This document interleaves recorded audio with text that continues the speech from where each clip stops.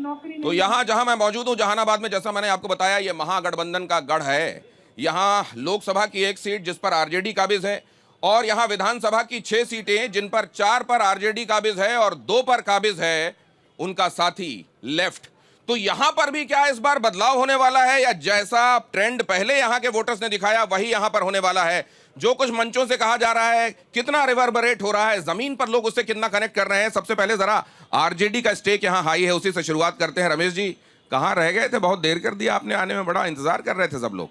और इस बार लोग ये पूछ रहे हैं कि जब यादव जी का इतना बोलबाला है यहां पर, तो यादव जी कैंडिडेट क्यों नहीं है? फिर आरजेडी की तरफ से जो कैंडिडेट फील्ड किए गए वो यादव क्यों नहीं है? क्या ये समस्या हो सकती है आपके लिए या नहीं? प्लीज। हाँ हाँ बोलिए। सबसे पहले जहानाबाद की धरती पर टीवी 9 भारत के तमाम साथियों को जहानाबाद राष्ट्रीय जनता दल की ओर से क्रांतिकारी अभिवादन करता हूं। धन्यवाद। साथ ही इस प्रांगण में जितने दर्शक खड़े हैं उस सब लोगों से निवेदन करता हूं कि शांतिपूर्वक कार्यक्रम का आनंद लें।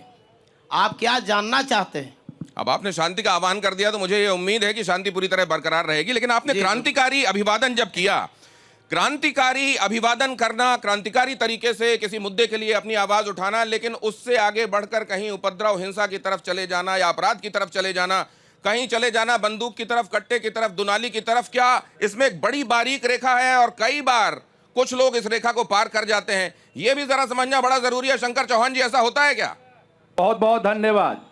मैं एक ही बात कहना चाहूंगा, आज टीवी 9 के पूरे परिवार को एनडीए परिवार की तरफ से हार्दिक बंधन और अभिनंदन है। धन्यवाद। आज जो डिबेट टीवी शो चल रहा है, मैं सत्ता पक्ष का प्रवक्ता हूं। मैं रमेश भैया और जनसुराज, चाहे जितने भी तमाम यहाँ पे लोग बैठे हैं, वो सत्ता पक्ष से सवाल करें। मैं सत्ता पक्ष की तरफ से जवाब देने आया हूं। इनका सवाल होगा, मेरा जवाब होगा, और इसकी फैसला आप आवाम की लोग जो जनता है ये वोट के द्वारा 11 तारीख को करेगी। तो मैं यही कहूंगा कि तो सबसे पहले सवाल तो यही है कि 20 साल के राज के बाद आपको पुराना जंगल राज क्यों याद दिलाना पड़ता है? मैं एक ही बात कहना चाहता हूं आपको, इनके पूर्व में सरकार थी, उस सरकार के बाद मेरी सरकार आई। हमारी सरकार के बाद ये जातिवाद और उन्माद फैलाने वाले लोग अगर आज विकास अपने घोषणा पत्र में ला रहे हैं, ये एनडीए की देन है, पहली चीज। दूसरी चीज कि जिस प्रांगण में आप यहाँ डिबेट कर रहे हैं, आप सीनियर पत्रकार हैं, बुद्धिजीवी हैं, आपके पास सभी जगह का रिपोर्ट होता होगा। आपको यहाँ उपस्थित होते ही सबसे प्रथम यह आह्वान करना पड़ा कि यह डिबेट को शांति से पूर्ण होने दे। यही बताता है पहले की सरकार और अब की सरकारों में। तो अभी भी आह्वान करना पड़ रहा है ना? तो अब जरा मैं इसको लेकर क्या काम जो होता है विकास के लिए किया जाने वाला काम, उसको लेकर जनता के बीच में जाकर वोट नहीं मांगा जा सकता? बहुत सारे लोग ये कहते हैं कि नहीं, आप कितना भी अगर आप सोने की रोड बना दें तो लोग कहेंगे प्लेटिनम की क्यों नहीं बना दिया, हीरे की क्यों नहीं बना दिया। ये मांग हमेशा रहती है, इसलिए इमोशनल मुद्दे को लेकर जाना चाहिए। इसलिए आप पुराना काल याद दिलाते हैं क्या, या फिर ये नेगेटिव कैंपेनिंग है जो आप करते हैं कि पुराना जंगल राज याद दिलाते हैं, अपने काम नहीं? बताइए जरा। पहले आपके टीवी 9 के सभी साथियों का मैं अभिवादन करता हूं जहानाबाद की पावन धरती से, और देश दुनिया में जहां भी लोग देख रहे हैं उनका भी मैं अभिवादन करता हूं। आपने जो सवाल किया विकास की बात और 20 साल पहले की बात, तो मैं आपको बता देना चाहता हूं कि जो हमारे आज के जो नौजवान हैं वह पूर्व की सरकार को नहीं देखा है। उसे हम याद दिलाना चाहते हैं कि आप पहले का जो बिहार था उसके बारे में भी आप जान लीजिए कि पहले का बिहार क्या था और आज का बिहार क्या है। आज का जो बिहार है वह विकसित बिहार है, विकास की ओर बढ़ रहा बिहार है। दिलीप कुशवाहा साहब, मेरा सवाल ये है कि जब प्रधानमंत्री ये कह रहे हैं, सीतामढ़ी में पीएम मोदी ने कहा कि बिहार में कट्टा और पिस्तौल फैशन बन गया है, बिल्कुल, तो मैं ये जानना चाहता हूं कि आपके तो लॉ एंड ऑर्डर की 2005 में जब नीतीश जी आए थे उनके लॉ एंड ऑर्डर की चारों तरफ तारीफ हुई, ये लॉ एंड ऑर्डर धीरे धीरे आपके राज में भी डिटीरियोरेट करता गया क्या? बाद में वैसे नहीं संभाल पाए जैसे 2005-2010 में आप संभाल? अभी भी हमारा लाइन ऑर्डर 2005 वाला ही लाइन ऑर्डर है। उसी समय के हमारे अभी जितने पदाधिकारी, पुलिस पदाधिकारी है वही है। तो चलिए समझ लेते हैं रमेश जी से कि कट्टा पिस्तौल कौन बात करता है। सब वो मंचों पर भी बच्चों से कट्टा पिस्तौल की बात क्यों कराई जा रही है रमेश जी? सबसे पहले आप ये जान लीजिए कि भारत के ऊर्जावान प्रधानमंत्री तमाम भारतीय जनता पार्टी के तमाम पलटन, एक युवा, बिहार के एक युवा तेजस्वी प्रसाद यादव जी के खिलाफ भारत के तमाम मैकेनिज्म, भारत के तमाम संसाधन को लगा करके भी हाफ रहे हैं। उनको बस ये बोलना पड़ रहा है, उनको ये बोलना पड़ रहा है कट्टा और छर्रा। ये बिहार को कब तक बदनाम करेंगे? हमारी शासन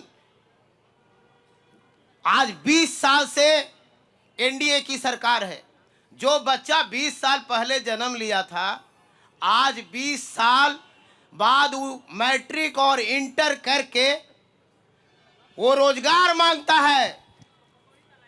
वो जो है अपने लिए रोजगार नहीं मांगता तो है। जिस समय लालू जी और उनको- राबड़ी जी की सरकार थी रमेश जी, उस समय के युवाओं के लिए वो अवसर आप लोगों ने क्यों उपलब्ध नहीं कराए, जिसके बारे में आपने बात की है? हमने जो है एक बात बता देना चाहता हूं कि जब लालू जी की सरकार ने, जब रेल मंत्री लालू प्रसाद जी बने तो बिहार में 3 रेल कारखाना दिए। जब जो है बिहार में नवोदय विद्यालय, केंद्रीय विद्यालय, तो फिर अगर ऐसा है, सैनिक स्कूल, आप अगर ये जो कह रहे हैं, ये सारे तमाम कौन उपलब्धियां दिया? अगर गिना रहे हैं रमेश जी, अगर ये सारे कौन दिया? नहीं, अगर आप ये उपलब्धियां गिना रहे हैं तो फिर तो आपको चिंता करनी नहीं चाहिए। करते रहे वो जंगल राज, उस समय का स्वर्ग जैसा काल तो लोगों को याद आएगा आपके हिसाब से। लेकिन दूसरा मैं एक चीज और जानना चाहता हूं, आपने महत्वपूर्ण बात कही, ऊर्जावान प्रधानमंत्री, इस बात से आपने शुरुआत की है, क्या दिखाता है जरा ये भी मैं जानूंगा। लेकिन जनसुराज इस बार ये कह रहा है कि इस बार जो वोट परसेंटेज बढ़ा है ये उनकी वजह से बढ़ा है। इस बार पलायन करने वाले लोग जब यहां पर पहुंचे छठ के समय, तो वो गए नहीं वापस अपना काम ज्वाइन करने, बल्कि वो बस्ता छाप की तरफ देख रहे हैं उम्मीदों से।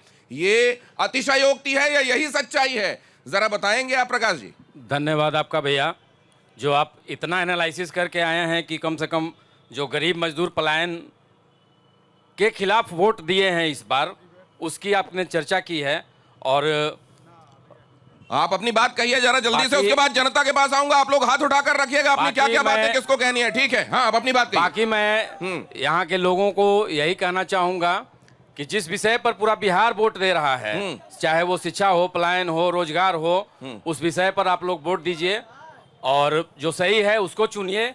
हम लोग चाहते हैं कि सच में बिहार में तो अगर व्यवस्था आप लोगों को परिवर्तन हो। इतनी उम्मीद है कि इस बार आपके पक्ष में हवा बह रही है, तो क्यों फिर प्रशांत किशोर जी को यह कहना पड़ गया कि देखिए मेरी तो गारंटी लेता हूं, मैं कहीं नहीं जाऊंगा, लेकिन मेरे विधायक बिक सकते हैं, लक्ष्मी जी में बहुत आंच होती है, ये आपने सुना होगा।